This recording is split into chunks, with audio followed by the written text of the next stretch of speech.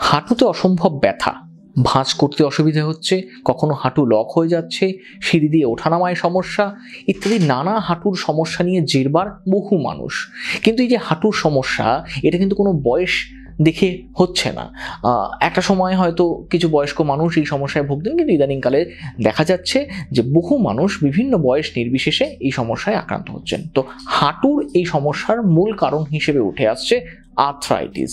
এই হাঁটুতে আর্থ্রাইটিস বা হাঁটুতে যন্ত্রণা, এই ব্যথা বা এই যন্ত্রণা থেকে মুক্তির উপায় কি? এই হাঁটুর আর্থ্রাইটিস থেকে মুক্তির উপায় নিয়ে আলোচনা করতে আমরা চলে এসেছি শহরের বিখ্যাত চিকিৎসক রিউমাটোলজিস্ট ডক্টর অর্ঘ্য চট্টোপাধ্যায়ের কাছে। তিনি আজকে আপনাদের তার মতামত, তার পরামর্শ আপনাদের জানাবেন। তার আগে আলোচনায় যাওয়ার আগে আপনাদের বলি, চ্যানেলে যদি নতুন এসে থাকেন চ্যানেলটিকে অবশ্যই সাবস্ক্রাইব করে রাখুন, কারণ স্বাস্থ্য সংক্রান্ত নানা বিষয় নিয়ে আমরা নিয়মিত আলোচনা করি আপনাদের জন্য। আর ভিডিওটি শেষ পর্যন্ত থাকবেন, ভালো লাগলে লাইক করবেন, একটা কমেন্ট করবেন এবং শেয়ার করবেন। আসুন আজকের আলোচনা আমরা শুরু করি। ডাক্তারবাবু, আপনাকে স্বাগত হেলথ ইম্প্যাক্ট বাংলায়। নমস্কার, আমি doctor Arghya Chattopadhyay, consultant rheumatologist, Asian institute of immunology rheumatology. কি ধরনের জীবনযাত্রা, খাদ্যাভ্যাস মেনে চলতে হবে, কি ধরনের জীবনযাত্রায় অভ্যস্ত হতে হবে, এবং হাঁটুর আর্থ্রাইটিস থেকে মুক্তি পাবো কিভাবে, এবং অপারেশন ছাড়া হাঁটু ব্যথা থেকে মুক্তির উপায় কি, সেই বিষয়ে আজকে আমরা ডাক্তারবাবুর কাছে জানবো। ডাক্তারবাবু, এই ব্যথা কখনো কখনো এতটাই কষ্টকর বা যন্ত্রণাদায়ক হয়ে ওঠে যেন মনে হয় যে শরীরের সমস্ত কিছুই হাঁটুর যন্ত্রণার মধ্যে আটকে রয়েছে, জীবনটা আটকে রয়েছে হাঁটুতে। তো এই সমস্যায় বহু মানুষ জের পান। এর থেকে আদৌ কি এ থেকে মুক্তি পাওয়া সম্ভব, সেটা নিয়ে তো আপনি বলবেন, কিন্তু তার আগে শুরুতে আমরা জানবো যে হাঁটুতে আর্থ্রাইটিস এই সমস্যা কেন হচ্ছে, কাদের হচ্ছে, আর কখন কিভাবে গিয়ে এর প্রতিকার সম্ভব। যখন তুমি কথাটা এত স্পেসিফিক করে দিলে যে হাঁটুতে ব্যথা, তো এই ক্ষেত্রে আবার দুটো তিনটে জিনিস দেখে নেওয়া বা বুঝে নেওয়া যে হাঁটুর ব্যথাটা দুটো হাঁটুতেই হচ্ছে নাকি একটা হাঁটুতে হচ্ছে, হাঁটু ব্যথাটার সাথে হাঁটু ফোলা আছে না নেই, কারণ এর উপর ভিত্তি করে অসুখের ধরন চেঞ্জ হয়ে যাবে বেশিরভাগ ক্ষেত্রে। এবং ওটা বিশ্বে যে ব্যথাটা সব থেকে বেশি হয় সেটা হাঁটুর ব্যথা, এবং এই হাঁটুর ব্যথাটা যে অসুখটার জন্য হয়ে থাকে তার নাম হচ্ছে অস্টিওআর্থ্রাইটিস। অস্টিওআর্থ্রাইটিস একটা সাধারণভাবে বয়সকালীন রোগ। ওয়্যার অ্যান্ড টিয়ার হওয়ার জন্য, কার্টিলেজ ছিঁড়ে যাওয়ার জন্য, লিগামেন্ট ড্যামেজ হওয়ার জন্য, এইসব কারণে হাঁটুর যে দুটি হাড় আছে সেই হাড়গুলোর মাঝের গ্যাপটা কমে যায়। অনেকেই বলেন যে ডাক্তার আমার হাঁটুর গ্যাপটা বেড়ে গেছে বা আমার জেলিটা শুকিয়ে গেছে। সো প্র্যাকটিক্যালি ওখানে কোনো জেলি থাকে না, দুটো কার্টিলেজ থাকে দুটো হাড়ের মাঝখানে প্রোটেকশন দেওয়ার জন্য। যত বয়স বাড়ে, যত ওয়্যার অ্যান্ড টিয়ার হয়, তত ওই কার্টিলেজটা ড্যামেজ হতে হতে বোনের মধ্যে ফ্রিকশন হয়, তখন গিয়ে ব্যথাটার উৎপত্তি হয়। এইভাবে অস্টিওআর্থ্রাইটিস যদি বলি, সাধারণভাবে কিন্তু অস্টিওআর্থ্রাইটিস একটা হাঁটুতে হয় না, দুটো হাঁটুতেই হবে, কারণ বডির ওয়েটটা দুটো হাঁটুতেই ইকুয়ালভাবে ডিস্ট্রিবিউট হচ্ছে। কারোর যদি একটা হাঁটুতে বেশি একটা হাঁটুতে কম, তাহলে অনেক ক্ষেত্রে দেখা যায় তার হয়তো পুরনো কোনো চোট আছে সেই হাঁটুতে, কোনো কারণে আগে একটা লিগামেন্ট ইনজুরি হয়েছে বা কার্টিলেজ টিয়ার হয়েছে, যার জন্য একটা হাঁটুতে বেশি বা কম। এবারে একটা হাঁটুতে বেশি বা কম হলে ডেফিনেটলি কিছুদিনের মধ্যেই আবার অন্য হাঁটুতে হবে, কারণ বডির নেচারই হচ্ছে যখনই আমি কোথাও ব্যথা পাবো, বডি সবসময় সেই ব্যথার জায়গাটাকে কম ইউজ করতে চাইবে। যদি আপনার কোনো কারণে পুরনো ইনজুরির জন্য একটা হাঁটুতে একটু আর্লি অস্টিওআর্থ্রাইটিস শুরু হলো, ধরুন আপনার ডান হাঁটুতে কোনো ইনজুরি ছিল, তাহলে বডি সবসময় চেষ্টা করবে বডির লোডটাকে বাঁ হাঁটু দিয়ে চালান করতে। তাহলে তখন আপনার কিছুদিনের পরে মনে হবে 5 মাস 6 মাস পরে আমার হাঁটুর ব্যথাটা বোধহয় ডান হাঁটু থেকে বাঁ হাঁটুতে শিফট হয়ে গেল, কিন্তু ঘটনাটা একদমই তা নয়।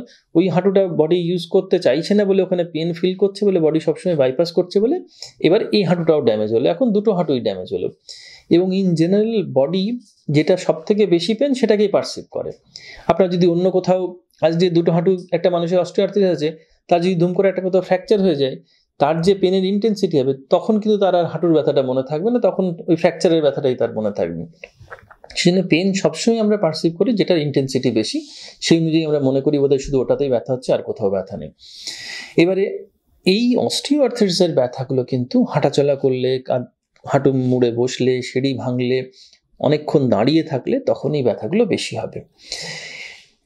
অন্যদিকে যদি হাঁটু এই ব্যথার সাথে ফোলা থাকে, তাহলে কিন্তু অস্টিওআর্থ্রাইটিস যদি এক্সিস্টিং থাকেও, অনেকে জিজ্ঞেস করেন আমার কি অস্টিও না রিউমাটয়েড, অস্টিও না অন্য কোনো আর্থ্রাইটিস আছে। অস্টিও কিন্তু যে কোনো মানুষেরই হতে পারে, বয়সের সাথে হাড়ের কার্টিলেজের ড্যামেজ হলে সেখানে অস্টিও হতে পারে। তার সাথে কিন্তু আরেকটা মানুষের অন্য আর্থ্রাইটিসও থাকতে পারে, যেগুলো ইমিউন মিডিয়েটেড, কারণ দুটোর মেকানিজম বা অসুখ হওয়ার পদ্ধতিগতভাবে দুটো একদমই আলাদা। সেক্ষেত্রে কি হবে, সেখানে সাধারণভাবে ফুলে যাবে, হাঁটুর হঠাৎ করে ফুলে গেল। অনেকেই বলে আমার হাঁটুর থেকে জল বার করতে হয়েছে, হাঁটু ফুলে গেছিল, হাঁটুতে জল জমে গেছে।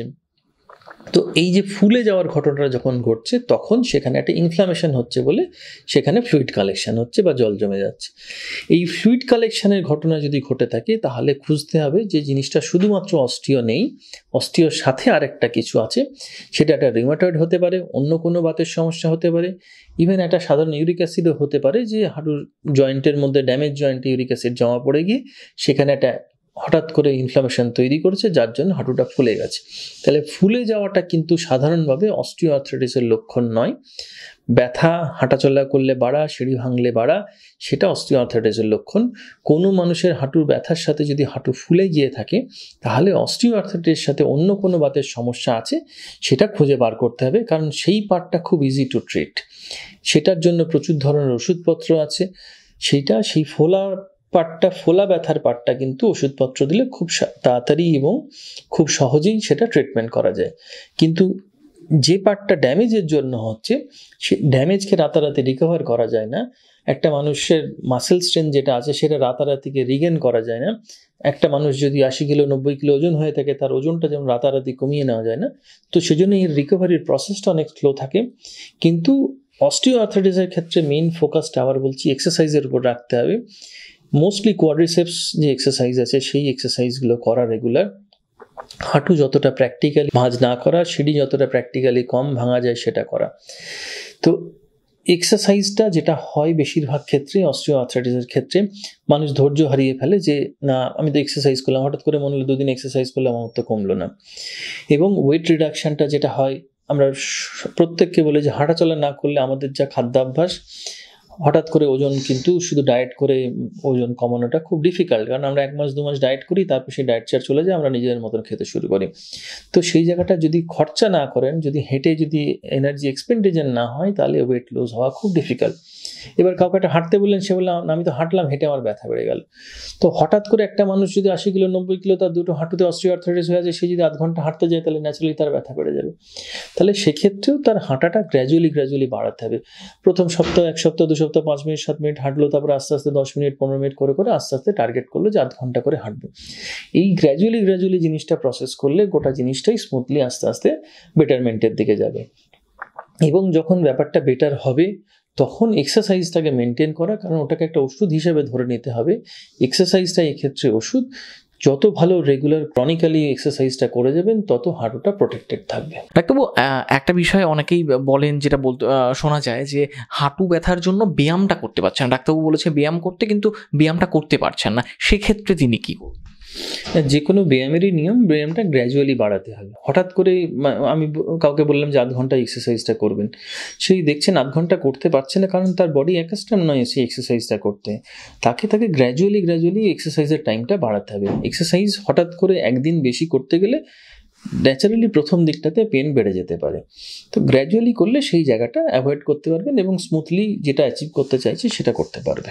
কি ধরনের ব্যায়াম?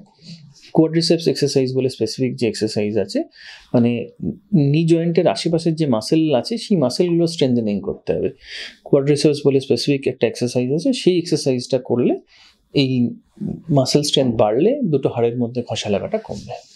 হাঁটার পরামর্শ অনেকে দিয়ে থাকেন, ব্যায়াম করতে পারেন না বলে হাঁটার পথে অনেকে যান, কিন্তু সেটা কতটা কার্যকরী হাঁটুর আর্থ্রাইটিস বা হাঁটুর যন্ত্রণার ক্ষেত্রে?